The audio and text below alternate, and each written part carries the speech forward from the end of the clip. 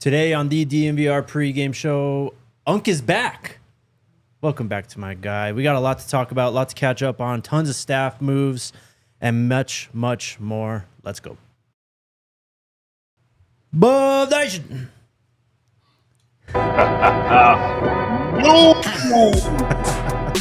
Squad.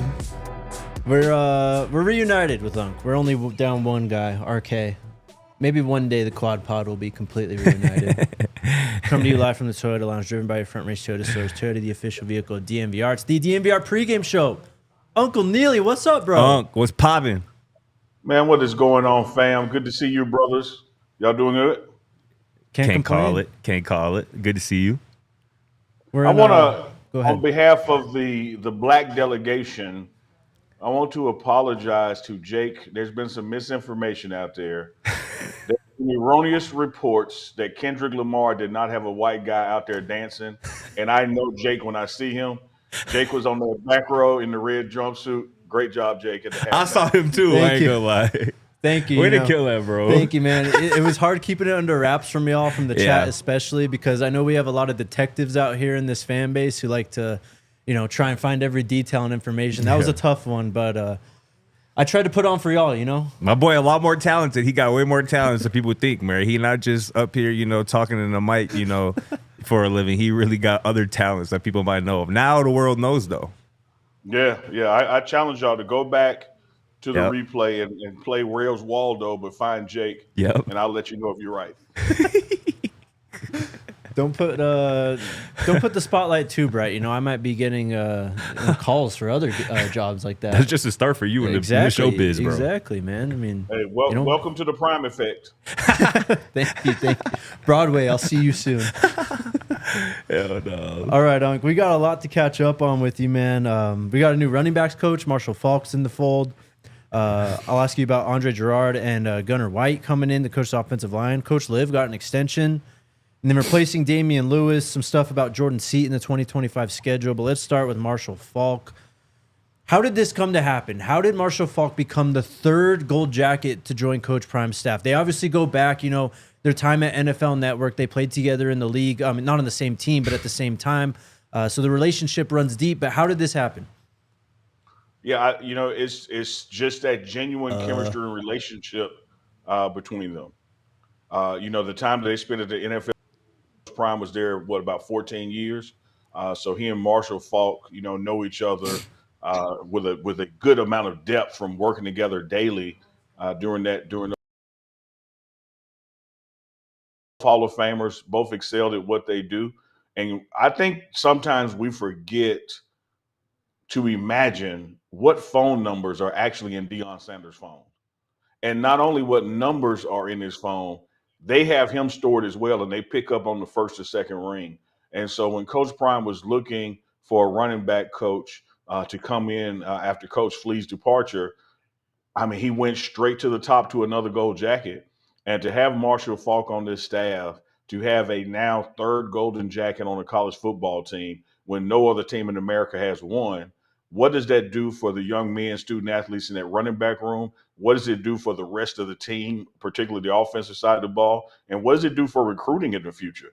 If you're going to go somewhere and want to play for the best, be taught by the best, and have a greater chance of being propelled to the NFL, the next level, what better place in Colorado now where you have a gold jacket head coach, a gold jacket on defense, and a gold jacket on offense? Yeah, Unc, I think that's well said for sure. I'm curious too, just your thoughts on how he can affect other guys that maybe aren't in that running back room. Like I think of a Draylon Miller. Like I think of a Cam Michael, who is probably the fastest guy on the team. Maybe even a Quentin Gibson who has electric speed in the open field. Like, what impact do you think he can have just on maybe guys outside of that running back room as well here in 2025 and beyond?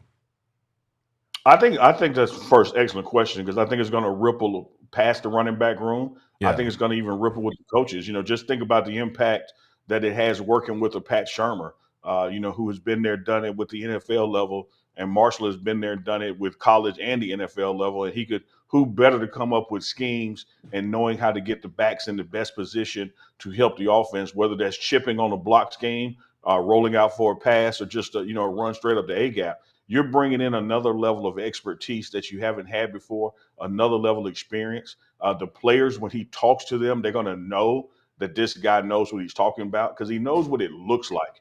When he came for a visit a couple of months ago and he was just standing at practice, and you could tell just the wheels were turning in his head as he was evaluating things and seeing things that he liked, seeing things that he may, suggest or change. And of course, he was just visiting practice then. This was not necessarily in the works, to the degree that he was guaranteed coming on board.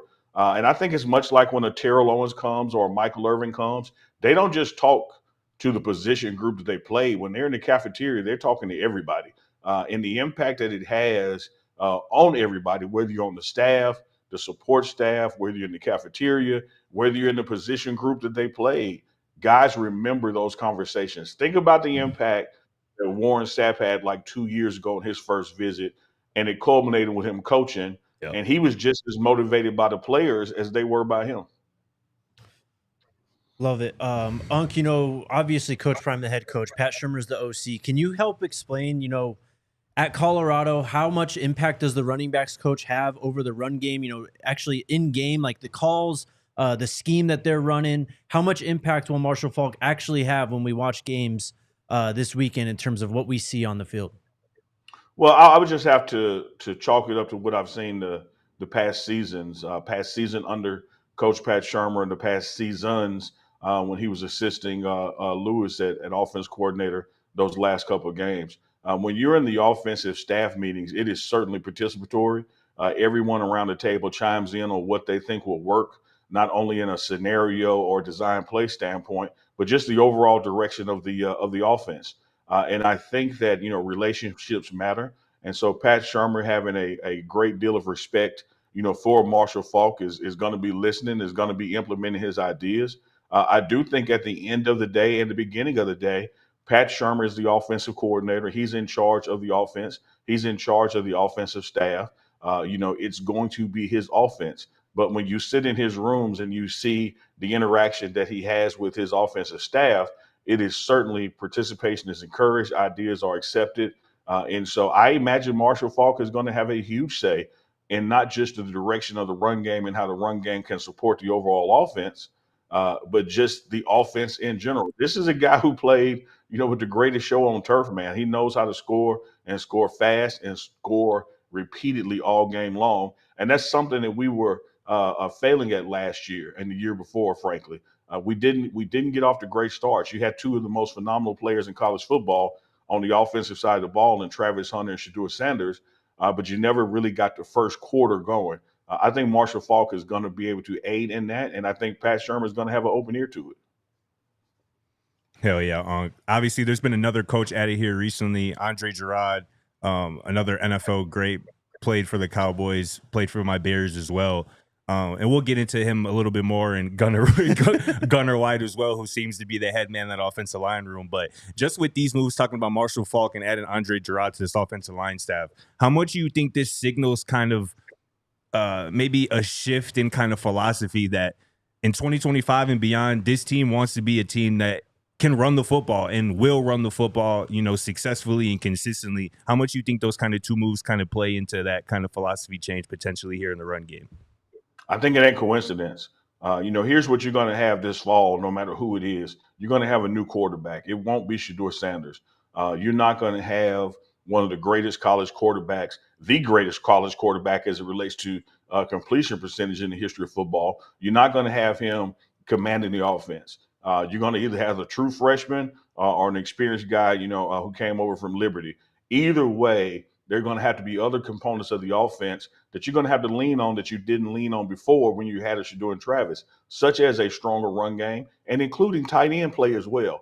And so I think what you're going to see when you're bringing on an Andre Gerard and moving up a Gunnar White, and don't forget you got George Hegman there, is there's going to be emphasis on run blocking. That we have to push this line of scrimmage forward. We have to open up holes for our backs because we're going to have to be able to run the ball because we can't sit back and just rely on Shedeur and Travis to get us out of trouble or get us downfield fast. I think you're going to see a more diverse offense this fall, and that's going to be predicated on the ability to run the ball. But again, I say don't forget the impact that tight end is going to have on this new offense. Facts. We'll ask you about Gunnar White here in a bit, but with these new coaches coming in the running back room and the offensive line room in particular, I think a lot of fans they automatically look to what happened last year when coaching changes happened, and they saw players leave and enter the portal and kind of redoing the room, especially the running back room last year. I mean, even though Coach Flea was still there from 23, it was a remade running back room. How much turnover do you think we'll see at those positions when the portal opens here in about a couple months? I think you're going to see some because I think it's a natural byproduct of college football. As coaches evaluate who they have over those 15 practices, the 15th being the spring game, there's going to be conversations and communication about what fits and what doesn't and what's in the best interest of the student athlete. So I think you're going to have some people depart this team. But I also think just as when Coach Prime arrived, and now that he has some Louis luggage coaching staff, if I can put it that way, you're going to have to rise to the occasion and they stick with it and they learn and they develop and they grow and they have a major impact this fall. But I think you're going to have departures, whether it's from the D-line room or from the running back room or even the receiver room. But I also think this, fellas, that door swings both ways. Yes, When it we does. get to the end of spring ball, you're going to have some people who are going to decide that Colorado is not a good fit for them. But you're going to also have some impact players who decide I need to be at Colorado because you didn't have a Marshall Faulk on staff Mm-hmm. when the first portal was open. So that's changing people's thinking. You didn't have an Andre Gerard on staff when this portal first opened. So I imagine there's going to be some attrition both ways. But at the end of the day, Coach Prime knows how to make the team a better one than it was before spring ball started. I expect that to happen again. Chief, we got to hit a break or we good? No, you can ask one more question real quick if you want. Unc, I want to talk a little bit about Gunnar White, who is, correct me if I'm wrong, it seems like that's his room. That's his offensive line room now. Obviously working alongside Andre Gerard and still continuing to work alongside George Hegeman. What do you just make of his promotion and, his role being very important, obviously getting the most out of this offensive line room, like you mentioned, open up running lanes and getting this team, this offense, a consistent running game. What do you make of his promotion and the job that he'll do here in 2025 and beyond? It's just another example of underscoring how much relationship and trust matters in Coach Prime and his organizations. Gunnar White came to Jackson State volunteering, became a grad assistant, joined Colorado staff, has worked under 2 offensive line coaches there, has been very integral in the recruiting process of the offensive line players. A lot of times coaches have this good cop, bad cop thing going between the coaches in the room. He's been there and done there every step of the way. He knows how to coach offensive line all the way back to Belhaven College when he was with Hal Munn. He's been on the West Coast and, the New Mexicos and Nevadas. He's been at Colorado. He's been with Coach Prime since Coach Prime has been a college coach. So when you talk about a 4-year job interview, I got as much trust in Gunnar White as Coach Prime does to get this job done because he's been doing it all along. When you look at Rob Livingston when he was brought in, and Coach Prime kind of warned everybody, stop looking at people's titles and look at what they were actually doing in their job. And Gunnar White has been an offensive line coach for Coach Prime for 4 years now. He's now just getting that official title. I know people are out there like, oh, he's not a big name. I didn't know who he was. And, I don't know about his age. I think all those things work to his advantage because he's able to communicate to these younger guys. They trust him. You look at a Tyler Brown who's been with him since he got to Jackson State. Right. Now Seaton's been with him a season. Phillip Houston, who's coming back from that injury, has been with him a season. So Gunnar White has the trust of that room. He has the ability to coach. And being a black belt in Taekwondo, he knows how to kick ass. Facts. I love it. I want to ask more about Gunnar White, but I'll do that on the other side of this break. Shout out to Factor Meal Kits, man. We've been busy lately. Yeah. At least, I mean, me. I've been traveling all over the place. Yes, it you feels have. like. Hollywood Jake. But when we're on the road, shout out to Factor for helping us out. Actually, Alyssa's the biggest fan of Factor on the road. She's always bringing those Factor meal kits because 1, they're delicious. 2, they're super easy to heat up and get a quick meal on the road as well. They're all pre-made. They're all pre-portioned. All you got to do, pop them in the microwave. They are delicious, though. The pasta ones are ones that stand out to me. I love a lot of the chicken ones as well. So hit up our friends over at Factor. They got juices. They got all kinds of stuff for you there. Head on over to factormeals.com/DNVRbuffs50 off. That's code DNVRbuffs50 off to get 50% off your first box plus 20% off your next month. That's code DNVRbuffs50 off at factormeals.com/DNVRbuffs50 off to get 50% off plus 20% off your next month. Shout out Factor. And shout out to the squad over at Coors Yes, Light, sir. man. It's been really cold the last couple of days, but I think we got some relief in terms of the temperature, in terms of the weather coming to Denver this week. Today's another, like, we had this happen a few weeks ago where it was like 7 degrees. Yes. And then it's like 29 today, and it's like, it's Feels summer. amazing. Yeah, it's crazy. And that uptick in temperature and increased good weather is reason for celebrate. Reason Facts. to celebrate. And I can't think of, honestly, a better way to celebrate than when a good old ice cold Coors Light, man. Choose chill this winter and then go ahead and reach for a Coors Light. Get Coors Light delivered straight to your door. Visit CoorsLight.com/DNVR, or you can find it pretty much anywhere that sells beer. Make sure you celebrate responsibly. Coors Brewing Company, Golden, Colorado. Shout out Coors Light. We're in prime Coors Light season right now. We're kind of in deep off-season mode. Does this thing keep falling? What are you looking at? Pointing at the Coors Light bucket, bro. I thought you were pointing at the sign and tip it over again. But yeah, get in on the Coors Light action. It's time. All right, Gunnar White. One thing I've noticed is when, the coaches are on the road and all these recruits are like tweeting out their offers and stuff, a lot of time these offensive linemen are with Gunnar White. They tag Gunnar White. And what you mentioned, he is a younger guy. It just seems like he's someone who recruits really well because he can relate. He's always been really awesome to us when we see him around the building. He's one of those guys we just happen to run into more often than not, way more often than other people when we're out there at Boulder. But he just seems like he's fit for the role. And as you mentioned, he's put in the time to get to this point under Coach Prime. He certainly has, man. And I'll tell you what we're going to do in partnership that we have, the DNVR pregame show. We're going to get Gunnar White on. Let me give him a text, and let's bring him on next week so that people can hear direct from him.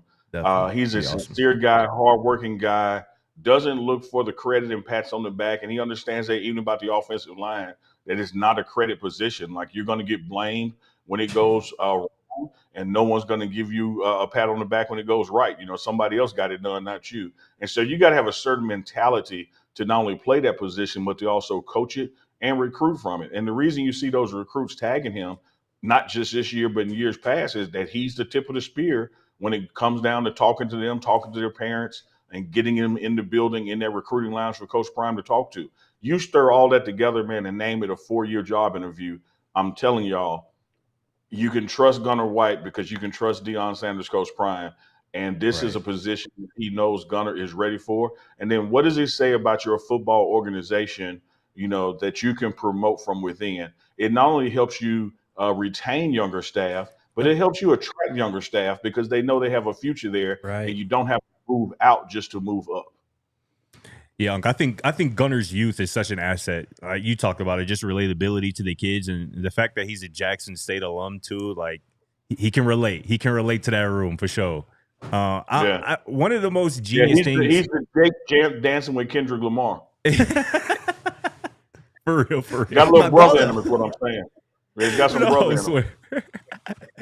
Hey, one of the most genius things I think, and we talked about this a little bit last week, that I think Coach Prime has done, that I think is pretty uncommon across college football, and we see it here with this offensive line. We've seen it with the defensive line as well, and having multiple coaches for these rooms. And a lot of people are like, there's too many, cooks in the kitchen. There's too many voices.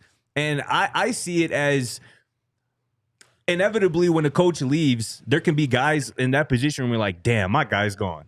When the D-Lou leaves, that's not the case here because they still got a gold jacket and Warren Sappin that they're very familiar with. They still got a George Hilo they're familiar with. Same with the offensive line. When Walt Holt leaves, there's still a Gunnar White who guys have a real relationship with. There's still a George Hageman who guys have a real relationship with. Can you just talk about how important you think it is to have multiple guys, especially at a position where there's multiple guys starting on the field? It's different to have – you wouldn't have multiple quarterback coaches because, there's 4 or 5 guys in the room. You only got to get one guy ready. But when you got to get 5 across an offensive defensive line ready, it really behooves you, I feel like, to have multiple guys in that room who guys can trust. Do you agree with that? What are your thoughts on that? I absolutely agree with it. And just when I thought the framing of that question could get no better, you ended it with behoove. And so it just went through the roof. Like you went deep down into Scotty deep pockets and you grabbed all of it, my brother, and laid it out perfectly.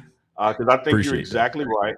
Uh, man, you got bad days in life. Like somebody's gonna get sick. Yeah. Somebody's got to go home and take care of mama because she's not feeling well.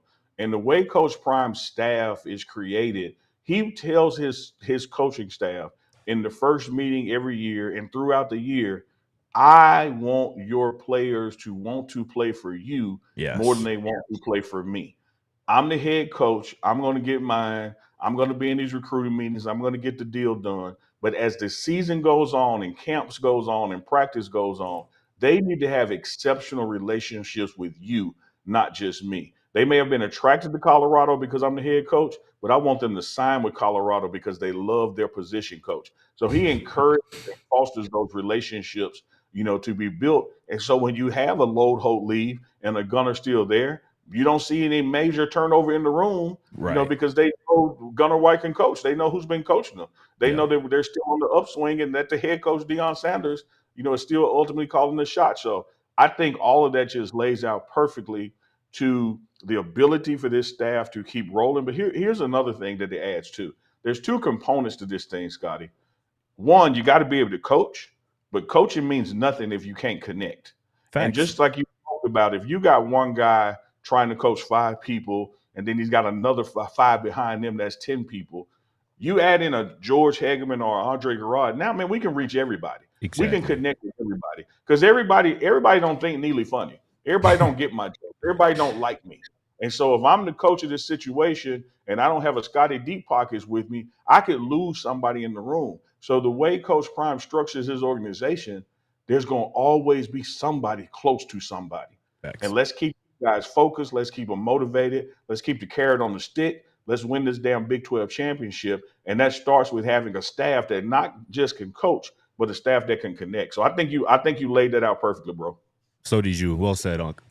Unc, we talked about this right after the Alamo Bowl too when we had you on, because this was right when Lode Holt and Dancy left, and people were kind of, I wouldn't say freaking out, but there was a level of concern that Colorado keeps on losing these coaches, they keep on leaving, going elsewhere, and I made the point then that that's the sign of a healthy program. When other teams want your coaches, that means that you're doing something right. But then the point that you just made too, when Coach Prime is able to promote from within and fill those gaps that guys leave when they go elsewhere, that also is a sign of a healthy program, because it means you're not only developing players, but you're developing coaches, you're developing that trust, those relationships that you were talking about.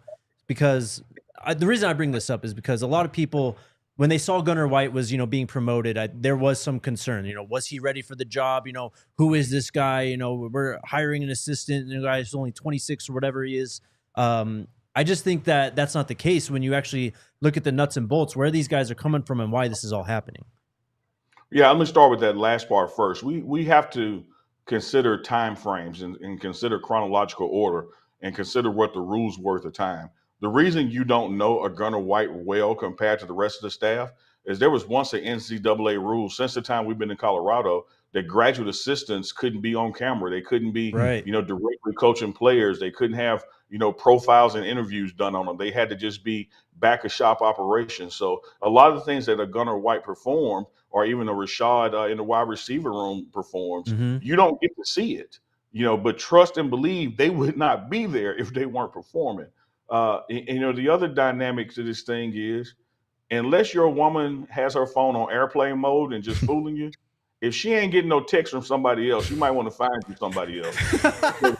If what you got don't nobody else want, you ain't got a damn thing. And Coach Prime has built a staff that is attractive, it's performance based, it's going to get the attention of other people, and other people are going to reach out to them to make offers. And sometimes those offers just fit. Whereas you had, I'll say this, just on the record, whereas you had a Rob Livingston turn down offers to stay at Colorado and end up getting an extension. Who can be mad at D. Lou for wanting to go home? Like he's going back to coach at Miami, where he got drafted from. And we were just joking here, about the weather swings in Colorado. He ain't worried about that where he's going back to. So it just fits. But here's what's going to fit even more. Wait till you see the replacement. Like the thing keeps moving up. It doesn't stagnate or status quo. It keeps getting better. And I know we're gonna get into it later, but now you're getting into hires where before a Rob Livingston kind of inherited his room, it was already there. Now Mhm. he and Coach Prime are putting their Rolodexes, their phones, their contact list, along with the Warren Saps together. Think of the names that are in all three of those phones that they can reach out to and get to come coach in Colorado. I don't think it's time to hit the panic button because you have been successful in hiring quality people, and those quality people from time to time move on. I'm blown away with the fact that when you take away that COVID season at Jackson State and you just go with the 4 regular season Coach Prime as coach, he's already produced 4 head coaches in his Yep. coaching tree. Who Yep. would not want to come work for him?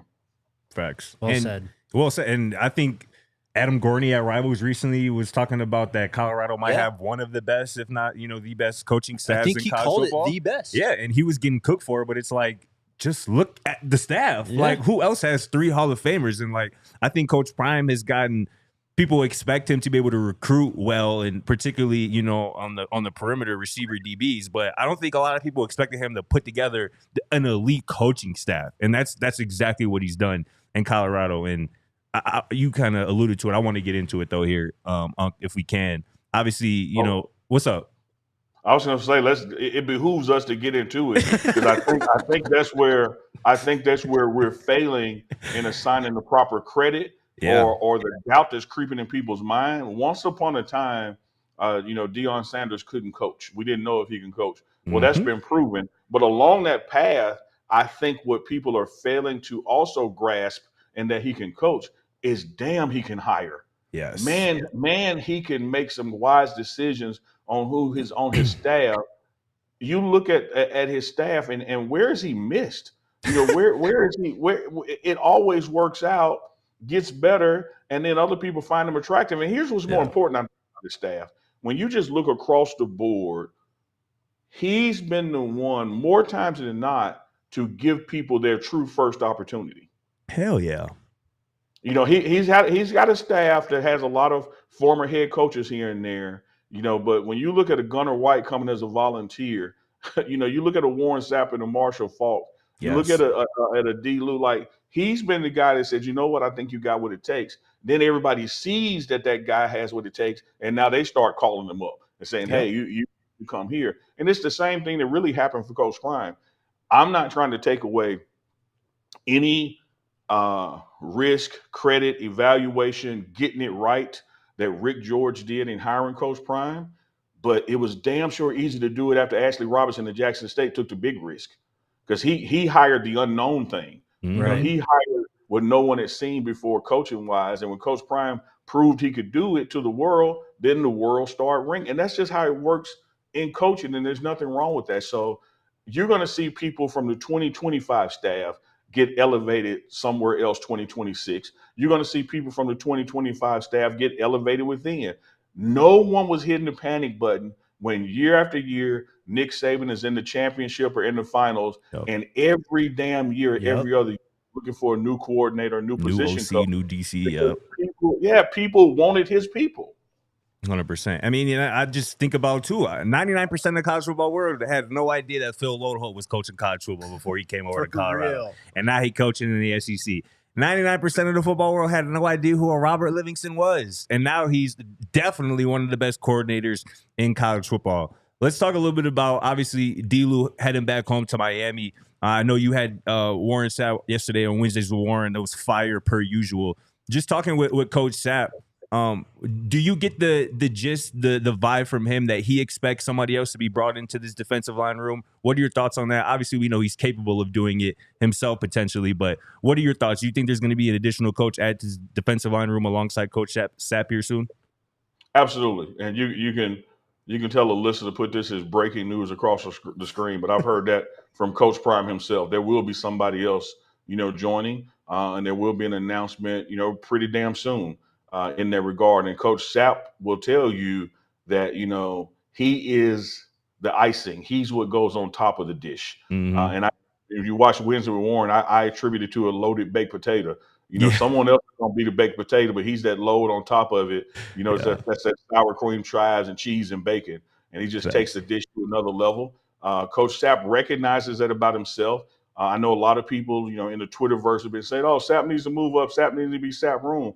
Sapp is happy doing what Sapp is doing. He does want to make some changes to some of the drills that we focused on or some of the ones we didn't focus on. Yeah. But in his mind, the terminology, the work ethic, what we're going to be doing is not going to change much because you still got Rob Livingston, you still got Warren Sapp, you still got George Hilo, you still got Coach Prime. So this defense that went from a bunch of unknowns to number one in the conference is going to be rebuilt, retooled when the next guy comes in to still be the number one defense in the conference. Oh, yeah. I love it. We'll dig into that more on the other side of this break. Shout out to the homies over at Toyota. Most reliable cars on the road. Easily. You probably needed one if you're out here in Colorado when the snow hit. Another surprise snowstorm, at least according to the Apple weather app. Worst app of all time. Unreliable. Unlike Toyota, who is completely reliable. You know exactly what you're going to get. Versatile. Head up into the mountains out here in Colorado, or if you're just driving around the city, no safer vehicle out there. Visit your Front Range Toyota stores at a location near you, and Uncle Neely's on the show, so you better know where the Front Range is at this point. Get better. Auto Nation Toyota, Arapahoe and Centennial, Corwin Toyota in Boulder, Groove Toyota in Littleton, Mountain States Toyota in Denver, Stevenson Toyota, Eastern Aurora, Stevenson Toyota West, and Lakewood Toyota is a proud partner of CU Athletics and the official vehicle of DNVR. Let's go places. Hey, man, Valentine's Day is tomorrow, y'all. Let them know. Y'all still looking for a gift? Can't think of nothing better than getting your significant other a personal branded ice shaker, man. Shout out to the squad over at Ice Shaker. You can order your team branded bottles today at iceshaker.com and use the code ALLCITY25 for 25% off your order. Again, you can get one personalized. You want to celebrate the Eagles championship. You a hometown Broncos Nuggets fan or something like that. Even if you got a homie, a significant other, maybe you got a birthday coming up, or you just want to do something nice. Mm-hmm. An Ice Shaker would do the trick. I can guarantee you that they would be more than appreciative. Ice Shakers, you can show your support for your teams with the best branded workout bottles on the market. Ice Shakers. Hell yeah. Unc, you mentioned, Sapp is perfectly content with his role right now and someone else is going to come in. But let's not forget, you mentioned him, George Hilo is on this staff. We had him a lot on the pregame show before the year, this last season.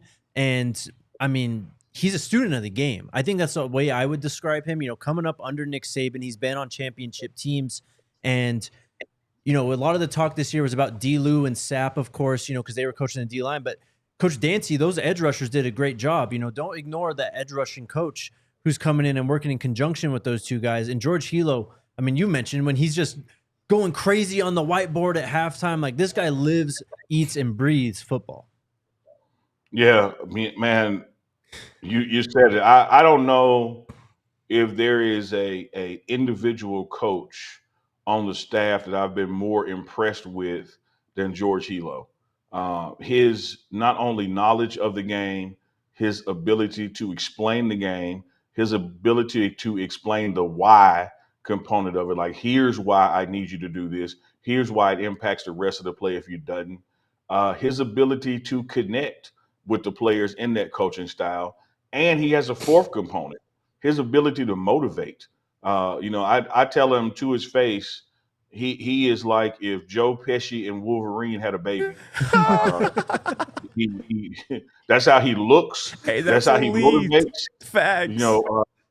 He is Goodfellas and Weapon X put all together, man. Yes, Goodfellas. And I love the way he motivates and the way he teaches. And I love, again, his style of explaining why we're doing this. And that's why you see success in that defense. Particularly, here's what I want to say now. This is not taking anything away from a Rob Livingston or Deion Sanders, because, hell, they're the ones who made the decision to bring in a Hilo. When you look at the stats, Scotty Pockets, which I know you and Jake do, and you look at what happens in Colorado football third and fourth quarter, it is a direct result of that whiteboard and George Hilo at halftime. And he is still on this staff. And now particularly coaching a room on top of his responsibilities as defensive adjustments at half. this defense is not dropping off a bit because Dancy and D. Lou left. Wishing them nothing but the best. They left their mark on this program and wishing them success where they're going.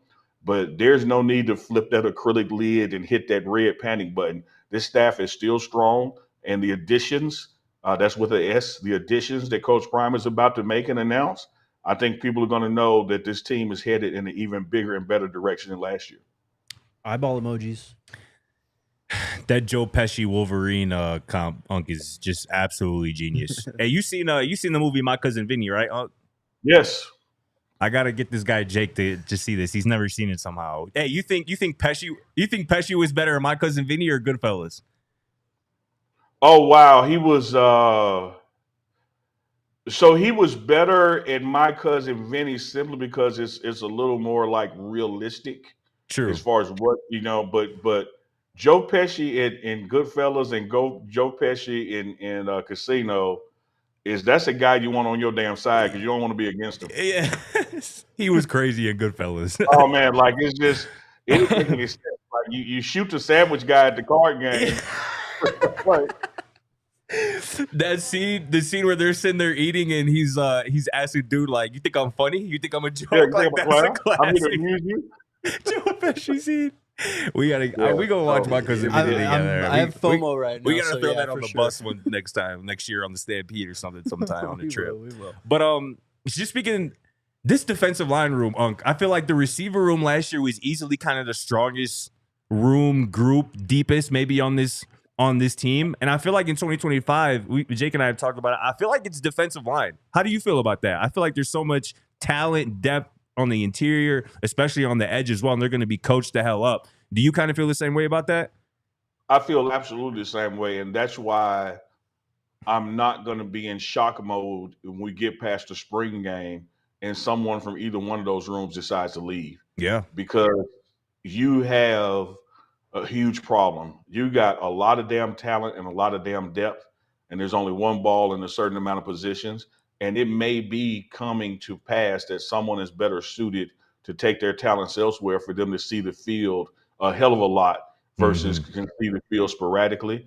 And even in those departures, should they happen, you're still talking about depth that you have never seen at Colorado football. And I'm not just talking about in the prime year. When you talk about this defense, D-line, you talk about this secondary on the defense, and you talk about this wide receiver room.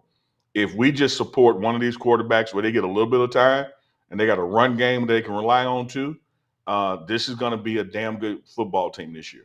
No doubt.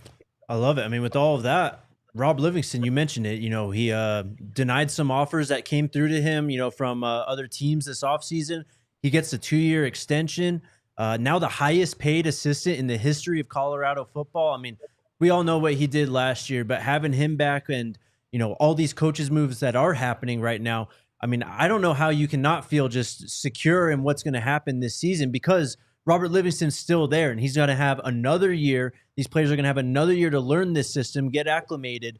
I fully expect this defense to be on the level that they were last year, partially or mostly because Robert Livingston is back. Absolutely, Jake. And he's back with his terminology.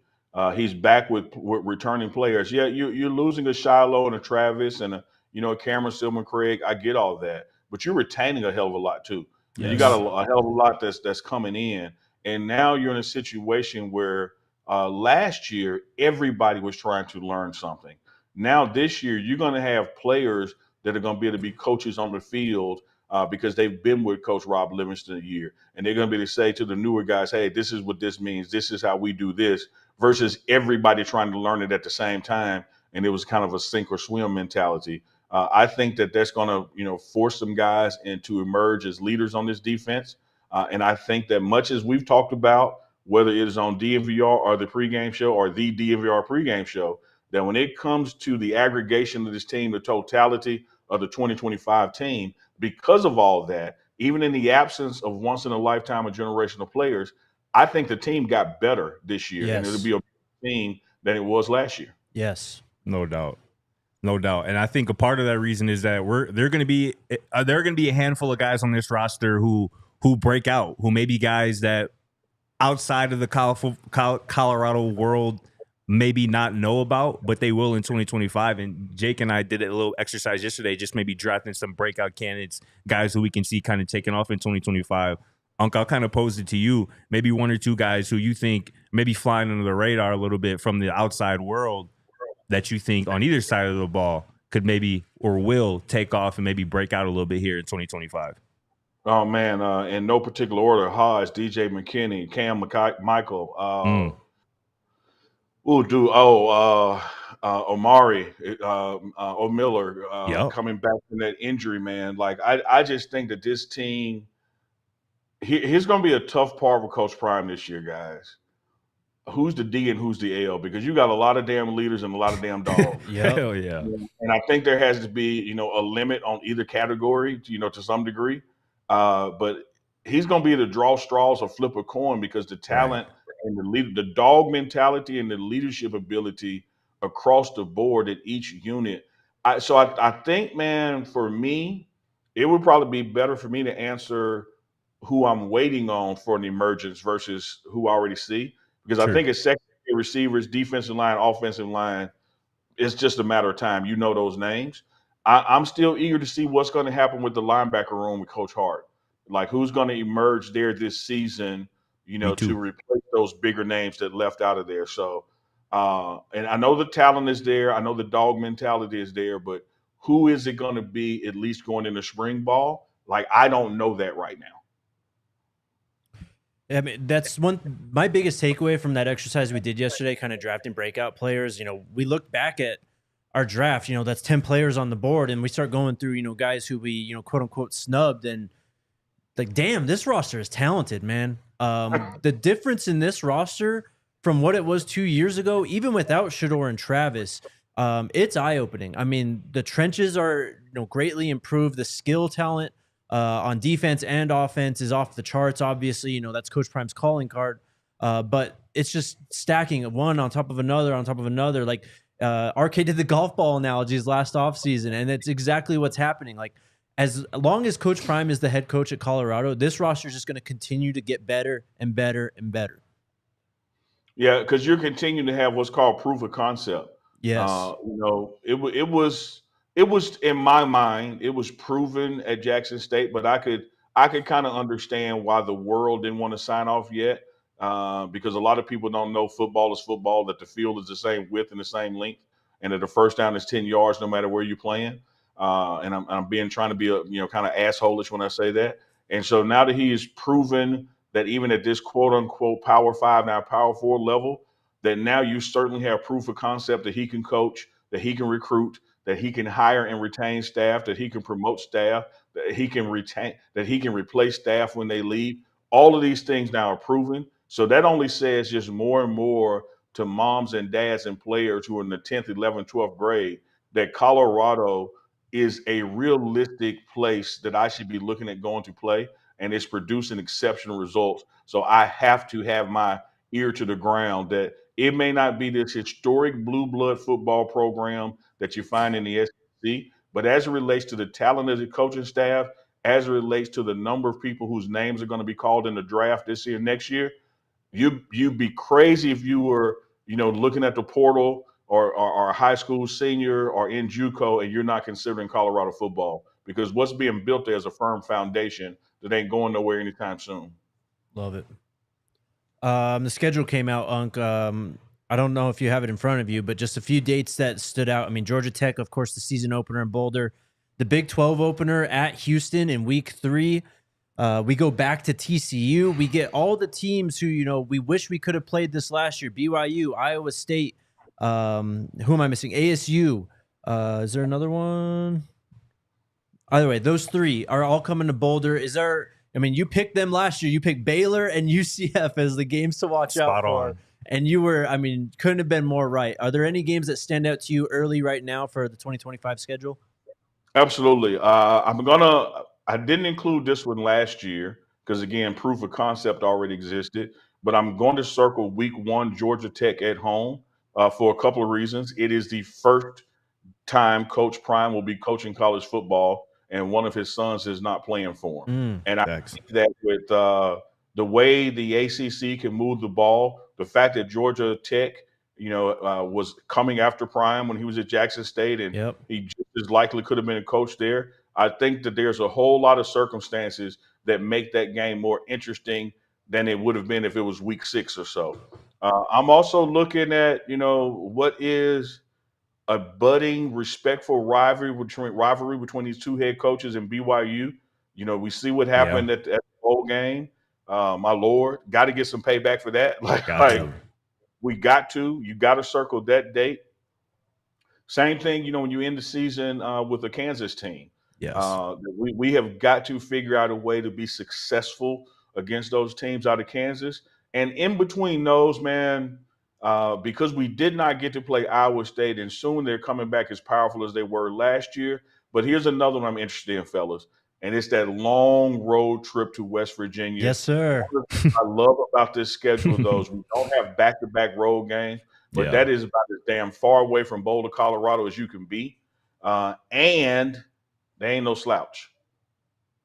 That's going to be a hell of a game, a raucous environment. We were talking to Pac-Man last week. He was giving us potentially some tips on what to do down in Morgantown. We're going to have to link with him when we get down there. But, I don't know if you want to do that. Hey, my parents said the same thing. They said, hey, you going to link with him. You know what I mean? Careful. I got Pac-Man going to get us right. Hey, Jake, you mentioned going back to TCU. I had the pleasure of watching the entire TCU game from the sideline next to Warren Sapp. And we were going to go out that night after the show. And Sapp calls me like 2 a.m. and says, "Are you ready?" And I'm like, "No, I'm not ready. I'm not." Like, there is nothing in me that's going to make me leave this Airbnb with you at 2 a.m. Like, it ain't happening. I would go out with you at 8 p.m. I would go out you at 8 a.m. But 2 a.m, like, it ain't nothing good gonna come from Neely and Snap leaving the house at 2 a.m. That's when the fun start, Unc. What you mean? I'm just telling you, Scotty. Like, I love Pac-Man. Yeah, just say something came up, though. Like, I got you. I heard. We ain't ready, is what he's saying. I hear you. Just say something. Do we got hit questions? One more thing. I mean, there was some news today. The NFL scouting combine put out the invites for Colorado players. In my opinion, not enough. It's Shedeur, Travis, LeJounte, and Jimmy. Will Shepard just went crazy at the Shrine Bowl a few weeks ago. No invite. Shiloh had a great game at the Shrine Bowl. No invite. We already know the type of person and player Cam Silman Craig is. No invite. BJ Green was at the Hula Bowl. Chidozie Nwankwo was at the Hula Bowl. I mean, look, I think these guys will get their chance. We're going to have a big pro day coming up next month. But I can't help but feel like Colorado was snubbed with this list. Yeah, I feel that way too. But Jake, let me tell you this, man. A quarter got a heads and a quarter got a tails, and it's still 25 cents to spend. Yeah. We can't celebrate the prime effect and not recognize the prime tax. There are going to be some things that come your way that wouldn't come your way just because Deion Sanders is that damn dude. Thanks. And there's going to be things taken from you that have no fault or liability on you, but just because you're associated with him, they're going to tax you a little bit.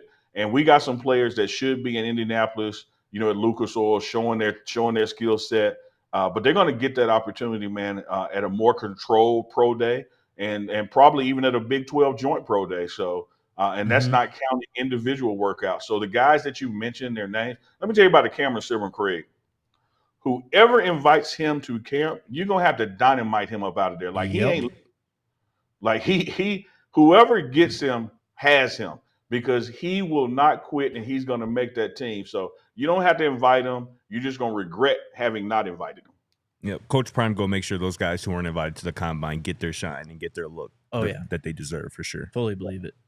Yeah, look, I'm going to tell you this. I know the whole world watches the NFL combine. So I'm not crazy enough to say that Colorado's pro day will be bigger than the combine. But Colorado's pro day is going to be damn near just as big as the combine. No, 100%. Facts, man. I mean, straight up. We saw how big it was last year when it was just, we had a pro day for Zay Weaver. Yeah. And that was huge. I mean, we had like 12 NFL teams come out just to watch Zay run, basically. Facts. Just imagine what's going to happen when Travis and Shedeur are doing their thing one last time. And the guys that you mentioned. I mean, it's going to be absolutely all teams represented and their top brass. I think there's like a lot of courtesy scheduling stuff taking place right now like, hey man, when is yours? Because we don't want to try to be the same day yours is, because we're not gonna be able to compete. And I see Coach Prime doing exactly what he did, at Jackson State when he knew the spotlight was going to be there, is inviting some area folks to participate in ours as well. Mm, Because if you try to schedule against us and you're a neighboring state, the whole NFL is going to be at Colorado's pro day. Just bring your guys over to ours, man. Like everybody can eat. for sure. All right, let's get to questions. We got quite a few today. King Mars is asking, when does spring ball practices start? March 11th, correct? Yep, practice one is March 11th, and then we got every other day. There'll be Tuesday, Thursday, Saturday, and then there's a spring break after the first 2 weeks. So you come Mhm. back after that, and the spring game, practice 15, is that Easter weekend, that Saturday. I think that's April 19th, if I'm not mistaken. I think you're right. Yes. Less than a month away from the start of spring ball. Cannot wait. Need it. Holmes Life and Lending says, I'm excited about the new season and the new coaches. Who will they add to the staff? That's all you want. I'll tell you this. I have talked to Coach Prime about the defensive name, and talked to him about another name as well. And I think that, I think the world is going to be shocked and surprised and pleased, and are totally going to understand that, wow, I didn't know we could get better, but we just got better. Music to my ears. What's up, Ivan? Going into year 3 of the Coach Prime era, is O-line the biggest concern once again? Or is QB1 the bigger question heading into year 3? In my opinion, it's O-line. I mean, QB1, you've got 2 talented guys. The only question is who's going to win. No, I agree with you there. I'm sorry, I paused because you nailed it. Yeah. And I think that going into a year without Shador, it could be either one of those guys, and you're going to be solid. And so now the question becomes not only who's going to protect him, which group of 5 do you put together? Yes. And that may not actually become clear until August, because you got Right. spring ball, and there's going to be an addition, man. Someone's coming in the portal when their spring game is over, wherever they're located.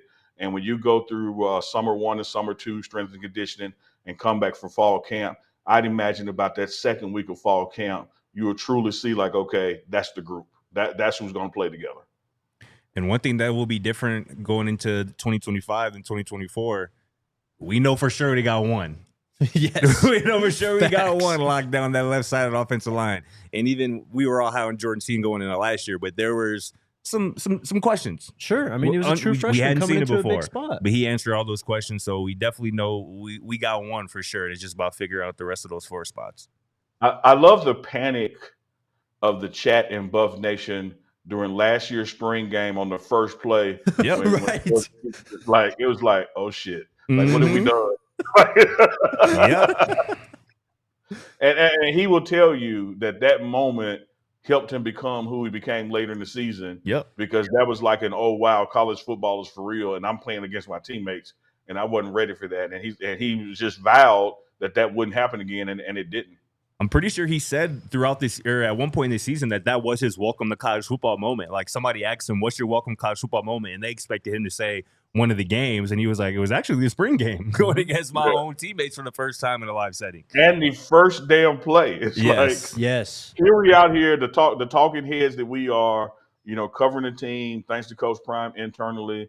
And we have been big up in Jordan Seaton and what a monster sign this was. He signs live on ESPN, and the damn first play of spring game.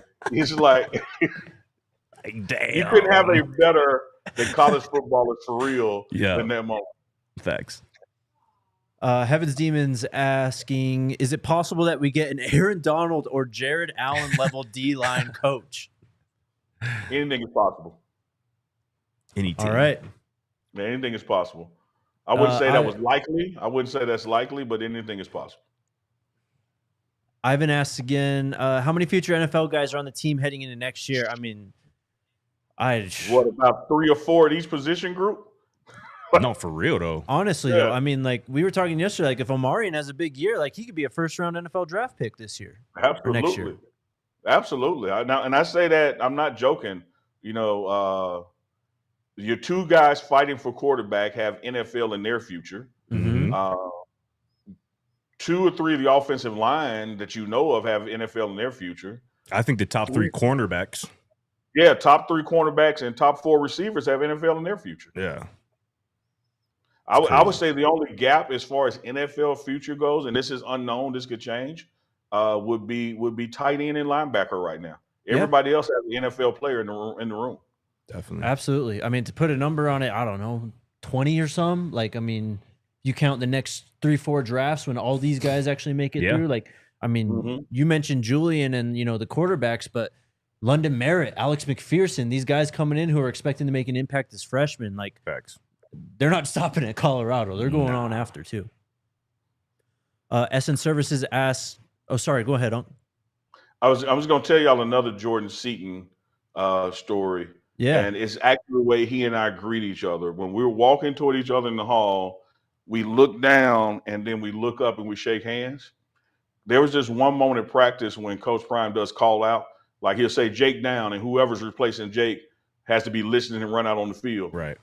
And so as we know, Seaton wears 77, so he's out on the field, and Coach Prime says 77 down, and Jordan goes.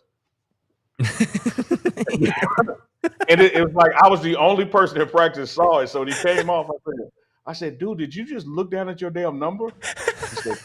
He said, Coach, I was so tired I couldn't remember what it was. So I had to... Oh, dude. That's great. That's hilarious. What a guy. It's those moments that like remind you that Jordan's still like 19 years old. Yes. He's still a kid. He's a big kid, man. Yes. SN Services is asking early odds for Buffs to get to the CFP. I've got natty odds. I don't know. I think I looked up the wrong thing actually, but I guess the shortest one is plus 11 or plus 10,000. So that's the shortest odds right now to win the national title. You could, use deductive reasoning to get to the CFP odds from there, probably around plus 5,000 if I had to guess. Yeah. That sounds right. All right, a few more super chats, and then we're going to get out of here. Tom says, Unc, they punted to you today regarding best barbecue joint in Fort Worth. We are here through Monday. So Tom's out there in Fort Worth. He was asking us if we could give Coach Prime's recommendation for best barbecue out there. But can you tell us, or maybe your favorite best barbecue out there in Texas for Tom? Man, I really can't. I do love that spot. But it's nowhere near Fort Worth. It's in Canton and Coach Prime's little small town there. Here's the thing about Fort Worth, aka Funky Town. Like the airport may say DFW, but like Fort Worth ain't really near Dallas. And so you ask me to name a barbecue place in Fort Worth, you might as well be asking me to name one in Austin. Like it's a long drive. So Tom, I wish I could help, bro, but I don't know a barbecue place in Fort Worth because I don't make it out that far unless we're whooping up on TCU. Tom, get back to us when we go back to TCU. We are signing off on Fast. If you're watching us on Samsung or all the other Fast options, head on over to ddmvr.com. We're going to wrap up the show over there. All right, next we've got Kev. Hey, real quickly before we go into the next question, Unc, we when we had Sepp on last week, he dropped a gem on us that I had never heard before, and I'm curious if you had or have dabbled in it. Crab boil, but instead of regular potatoes, sweet potatoes. Yeah, he. When he said that, it changed my life, and I haven't even had it yet. He and I are about food, fun, and football. I haven't tried that yet either, but. If 99 stands behind it, I'm gonna stand with him because he knows food. Stand right next to him. He will take some risks that I don't take. You're right. Because he'll go out there and catch a damn python with his hands. So I don't know if you stuck around to the end of Wednesdays with Warren.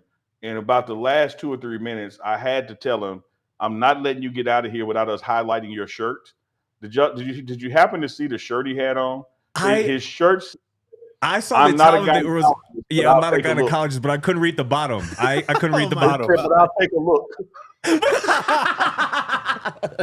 Boy. Hey, what? He's so wild for wearing that on the show. Yeah.